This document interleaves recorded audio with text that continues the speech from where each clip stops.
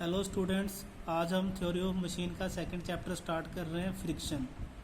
तो friction is the opposing force that is set up between the surface of contact when one body slides और rolls और tends to do so on the surface of another body. तो friction force हमेशा दो bodies के contact surface के बीच में generate होती है जब कोई बॉडी दूसरी बॉडी के सरफेस के ऊपर स्लाइड करती है, रोल करती है या करने की कोशिश करती है। तो उन दोनों कॉन्टैक्ट सरफेस के बीच में एक अपोजिंग फोर्स जनरेट होती है जिसको हम कहते हैं फोर्स ऑफ फ्रिक्शन। तो फ्रिक्शन की जो फोर्स है always acts parallel to the surface of contact. Surface of contact की हमेशा ये पैरेलल में लगती है और अप्लाइड फोर्स के हमेशा, मतलब जिस डायरेक्शन में हम फोर्स अप्लाई कर रहे हैं या मोशन हो रहा है उसके हमेशा अपोजिंग डायरेक्शन में फोर्स ऑफ फ्रिक्शन एक्ट करती है। तो जो फोर्स ऑफ फ्रिक्शन का जो मैग्नीट्यूड है वो डिपेंड करता है हमारा the nature of surface in contact. दो सरफेस कॉन्टैक्ट में है उनका नेचर कैसा है। अगर बॉडी स्मूथ होगी तो जो फ्रिक्शन फोर्स की वैल्यू मैग्नीट्यूड कम होगा। अगर दो बॉडीज़ का कॉन्टैक्ट वाला सरफेस रफ है तो फोर्स ऑफ फ्रिक्शन ज़्यादा होगी। Second thing is the normal reaction between the two surfaces. Cause of friction, friction किस कारण हो रहा है। तो अगर हम दो बॉडीज़ के कॉन्टैक्ट का जो सरफेस है उसको हम माइक्रोस्कोप से देखेंगे तो वो कुछ इस तरीके से नज़र आएगा हमें।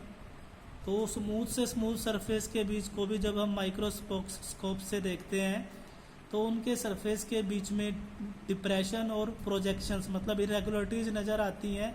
तो जब एक बॉडी दूसरी बॉडी के सरफेस के ऊपर मूव करने की, स्लाइड करने की कोशिश करती है तो इन प्रोजेक्शंस और डिप्रेशंस, मतलब इरेगुलरिटीज के बीच में इंटरलॉकिंग हो जाती है जिसके कारण एक अपोजिंग फोर्स जनरेट होती है जिसको हम कहते हैं फ्रिक्शन।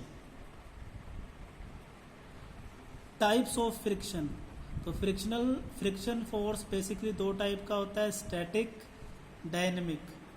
तो स्टैटिक फ्रिक्शन मतलब जब बॉडी एट रेस्ट है तो दो बॉडीज़ के कॉन्टैक्ट सरफेस के बीच में जो अपोजिंग फोर्स जनरेट हो रही है जब बॉडी रेस्ट पोजीशन पे होती है, मतलब मोशन स्टार्ट होने से पहले दो बॉडीज़ के कॉन्टैक्ट सरफेस के बीच में जो अपोजिंग फोर्स जनरेट हो रही है उसको हम कहते हैं static friction. Second is dynamic friction, तो जब बॉडी किस में होती है, मोशन में होती है। तो जब दो बॉडीज़ के कॉन्टैक्ट सरफेस के बीच में जो फोर्स ऑफ फ्रिक्शन जनरेट होती है जब वो मोशन के अंदर होती हैं। तो डायनेमिक जो फ्रिक्शन है उसको हम काइनेटिक फ्रिक्शन भी कहते हैं, ठीक है। तो इसको भी हमने 3 पार्ट्स में डिवाइड किया है, स्लाइडिंग, रोलिंग एंड पाइवट। तो स्लाइडिंग फ्रिक्शन क्या होता है कि जब एक बॉडी दूसरी बॉडी के सरफेस के ऊपर स्लाइड करती है तो जो अपोजिंग फोर्स जनरेट होती है वो स्लाइडिंग फ्रिक्शन कहलाती है, जैसे piston moving in cylinder.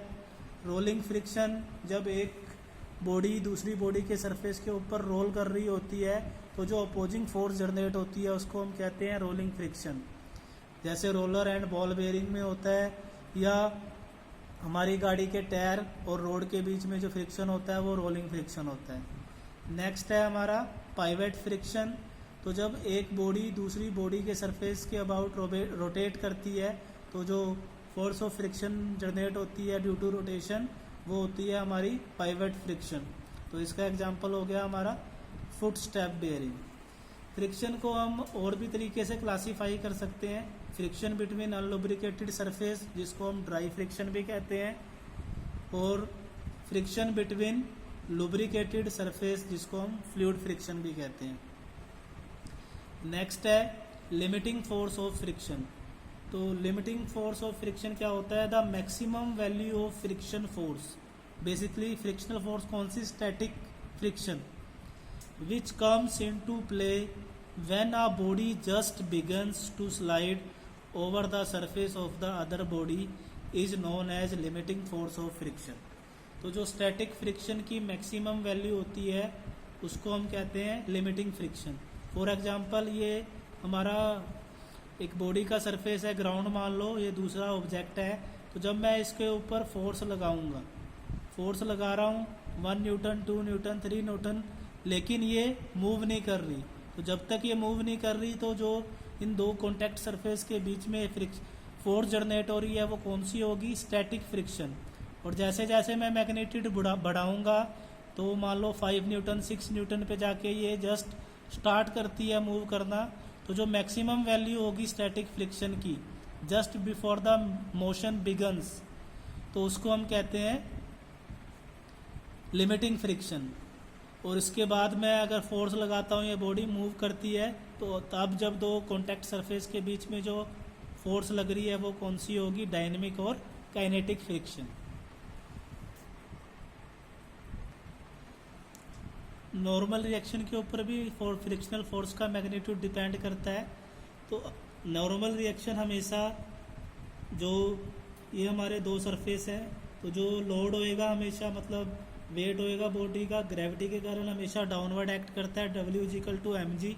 Horizontal surface है ये, तो इसके ऊपर बॉडी रखी है, तो normal reaction always acts perpendicular to the surface on which body is lying. जिस सरफेस के ऊपर बॉडी रखी हुई है उसके हमेशा परपेंडिकुलर नॉर्मल रिएक्शन एक्ट करती है। तो ये इंक्लाइंड सरफेस का एग्जांपल है, तो बॉडी इस सरफेस के ऊपर इंक्लाइंड है, तो वही नॉर्मल रिएक्शन इस सरफेस के हमेशा परपेंडिकुलर एक्ट करेगी, ठीक है। और जो वेट है हमेशा डाउनवर्ड्स लगता है ड्यू टू ग्रेविटी, W=mg।